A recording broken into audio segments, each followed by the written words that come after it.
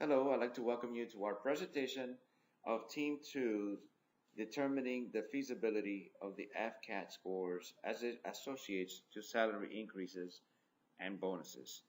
This is a presentation by Team 2 made up by Alberto Arzola, Ona de Leon, and Rolando Hernandez. This is for the ENC 3213 Summer A of 2013 class.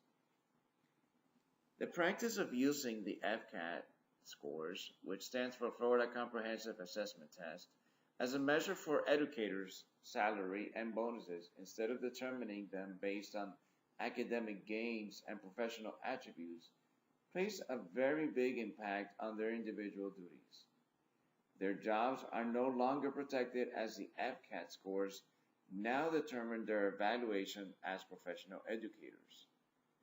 Those scores are factored into the assessment used to determine continuing employment and salary. If the scores of the students are below standards, eventually these educators can be labeled as ineffective and their jobs can be terminated if their students' performance is not improving anytime. If teachers will be held accountable for their material, the FCAT, and their students' overall scores determines their employment, then the test should be taught to the teachers as well. The FCAT test scores don't lie. However, they are disastrous in highlighting the flaws within the system that exists, which includes the exam question preparation as well as the student training. The drop in overall scores shows that this exam needs improvement. Students have become less knowledgeable as well as appear worse off academically than they really are, and the problem originates within the state mandated measurement. There is no independent research to support that this approach is positive either for the students or for the public school system.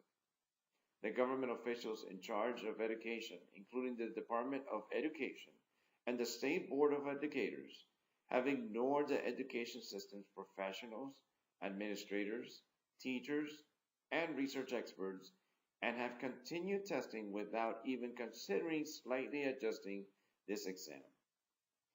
In order to better measure students' overall score, other academic considerations that play into the impact of their scores should be quantified. A statistical analysis should be used in order to access the class median score and academic gains. A curve based on that score should be utilized to determine the teacher's actual gains in the classroom.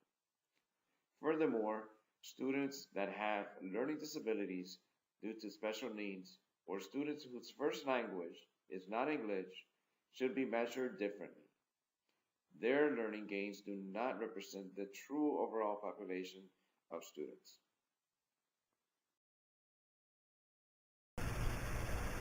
The most important question to be asked today by students, educators, and parents alike is, has the FCAT been analyzed to ensure its measure of students' academic gains is adequate?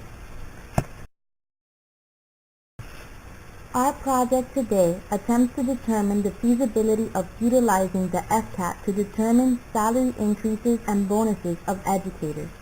We will analyze the problem and the evaluation process and discuss the limitations of the value-added model and the effects of economical rewards.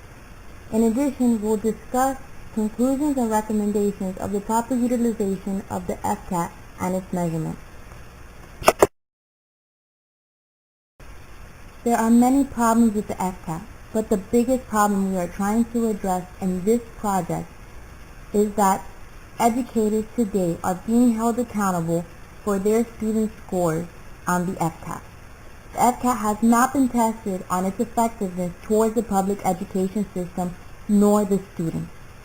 And teachers are being held responsible for students that are not in their class and for subject matters that they do not teach. Also included in their evaluation are students with special needs, learning disabilities, and those whose first language is not English. This affects teachers' ability to receive bonuses and raises, and at times it can mean the difference between employment and unemployment.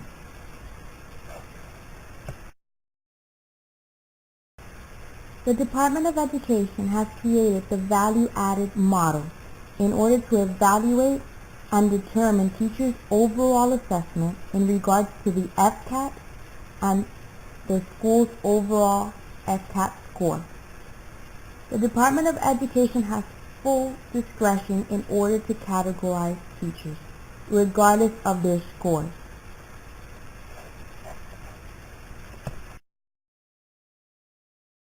I'm going to present the most important characteristic of the new evaluation system for teachers in the state. Also, I'm going to explain the value-add model, which is the model used to measure teachers' performance using the FCAT score from their students. This analysis is fundamental to understand the pros and cons of using the FCAT data to determine teacher salary and employment. According to the Student Success Act passed in 2011, it is required that Florida evaluation system use a value-add model as a component of teachers' evaluation. This evaluation system is composed of two principal components, student growth and instructional practice. While instructional practice is mainly based on observation of performance by means of walkthrough, events, and examination of materials on teachers' work, student growth is primarily based on student FCAT score processed by the value-add model. The role of this model is to determine a teacher's effect on student FCAT performance by predicting what the student should score in a given year and then rating the teachers on whether the student hits, misses, or surpasses the expectations.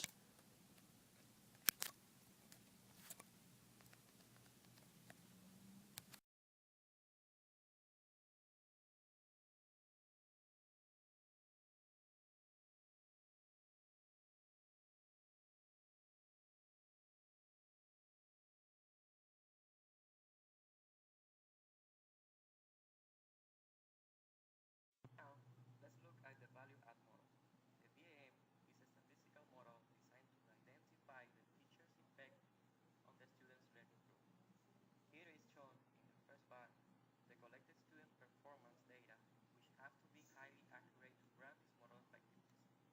In the middle, we have the actual student performance, and the right bar represents the predicted performance, which is the level of performance the student is expected to demonstrate after statistically accounting some factors through a value-add model. Then, the teacher's value-add score will be the difference between the actual student performance and the predicted performance for the student. As most statistical models, minimal changes or errors in the input of some variables can dramatically change the outcomes. Therefore, teachers' evaluation under this model can be measured with 100% accuracy because it relies on prior data transparency. Now, we should review the components calculated by this model. This model calculates two components. Teacher component, that is the average performance of students in a class that differs from the statistical expectation.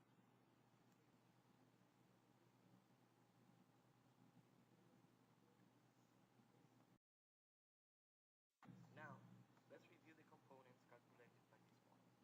This model calculates two components. Teacher component, that is the average performance of students in a class that differs from the statistical expectation, and the school component, which is the amount of learning gains, which differ from the statistical prediction that is common to all students in school. The final teacher score is then calculated as a combination of these two components and computed as a unique unit of teacher component plus half of the common school component. BAM score compares two-thirds teachers with their colleagues within the school and one-third ties teachers to school scores. Finally, teachers' BAM score range between 4 plus to 4 minus. With this score, the State Board of Education can place the teacher in the different categories even if the score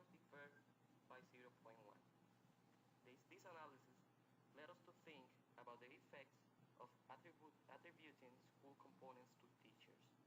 There will be one model with the same standard for student outcomes regardless of school. That means that teachers of high school growth students in high growth school will obtain better scores than teachers of low growth students in low growth school.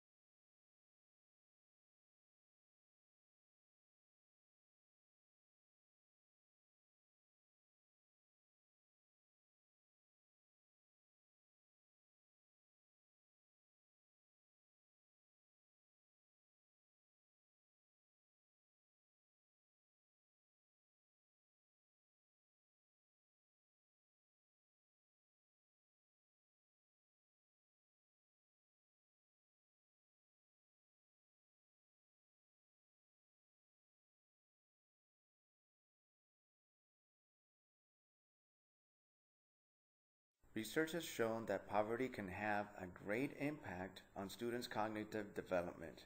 According to the Connecticut Commission on Children, children that live below the poverty line are 1.3 times more likely to have developmental delays or learning disabilities than non-poor children.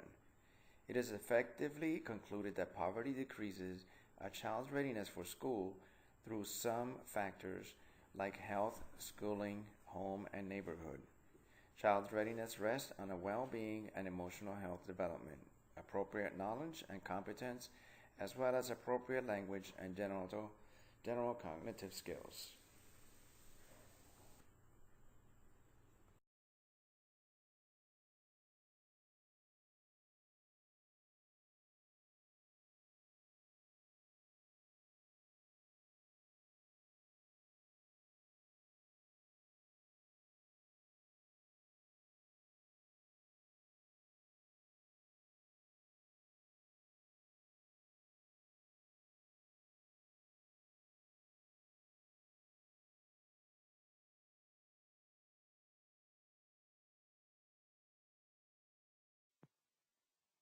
After several analyses of the current reward system consisting of teachers' reward as they help their students reach an adequate learning growth, it is determined the existence of the following negative effects.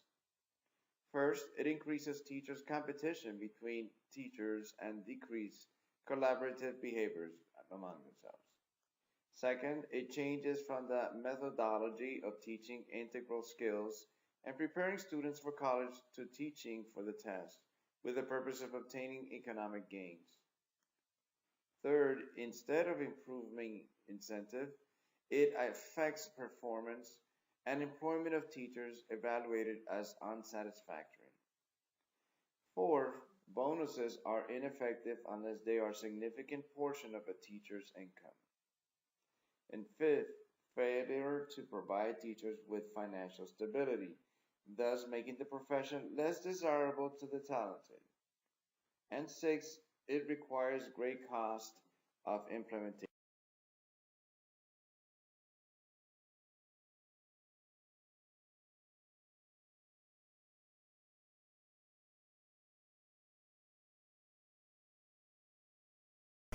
After finding such variable and unstable data, it is fair to conclude teachers should not be held accountable for subjects on the FCAT that they do not teach. This includes teachers of special areas like art, music, and physical education. Teaching is an individual job, and evaluations should be conducted as such. Employment is not a joint opportunity, but a singular one. And before continuing with assessing 50% of educators' performance on the FCAT, the Department of Education should further analyze the scores in order to appropriate the mean score for the teacher and students with special needs. If students with special needs and English language learners are to be examined and considered as part of the teacher's evaluation, A different scoring system should be used and based according to their ability, and not used to penalize the teacher's evaluations, as these are not circumstances the teacher can solve easily.